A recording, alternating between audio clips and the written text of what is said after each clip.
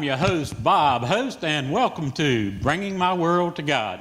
This is an award-winning game show in which each week we try to guess the best way to bring certain segments of our society to God. This week we will be challenging our contestants to guess the most effective method of reaching our neighbors for God. Our contestants are Audrey Winston. Hello. And Frank speaking. Howdy, Bob. Thank you. You ready to get this show started, guys? Yep. Okay, let's run off on. Here we go. The first situation is you're hoping to introduce your neighbors to God, but you have never talked to them about spiritual things before. What is your best first step? Number one, would you invite them to evangelistic crusade at Victory Stadium? Or number two, invite them for coffee at a local place that is non-threatening to them? Or number three, how about casino night at your local church? Excuse me, Bob. Yes? Would the pastor be willing to give a bit of a testimony at casino night?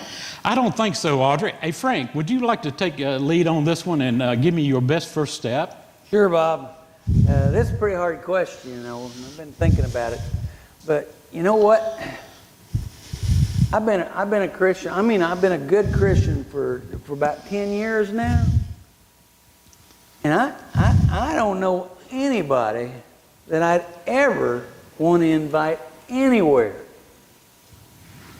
So I got to say crusade. Audrey, what's your vote on this one? Well, I really think the pastor should give a talk at casino night.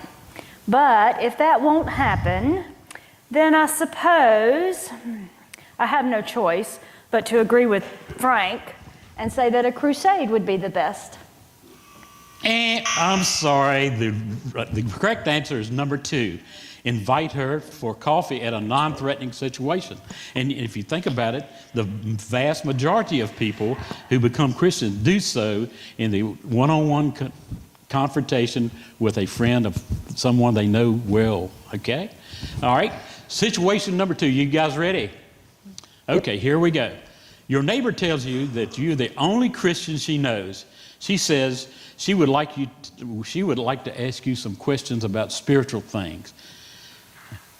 Number one, would you invite her to your church to meet your pastor?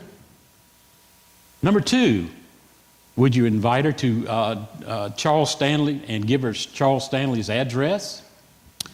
Or number three, would you talk to her yourself? Okay, Audrey, could you take this one? Sure. Definitely number two. I would give her Charles Stanley's address. You know, Charles answers these kind of questions all the time. How about you, Frank? Audrey, that's about the dumbest thing I think I ever did here. Right, Charles Stanley. This girl wants to talk now. She ain't gonna wait for no letter from no Charles Stanley. So I say, invite her to church. Because ain't we got a pastor, and ain't that what we pay him for? Whew. Oh boy, you're wrong again. The answer is number three. Talk to her yourself. After all, you're the one person she knows well and she feels comfortable talking to you. Contestants, we're running out of time. The lightning round is about to begin. The last question is, if you want your neighbor to know God, then who should be responsible to pray for them? Is it number one, you? Or is it number two, you? Or is it number three, you? Hey, Frank, can you take this one?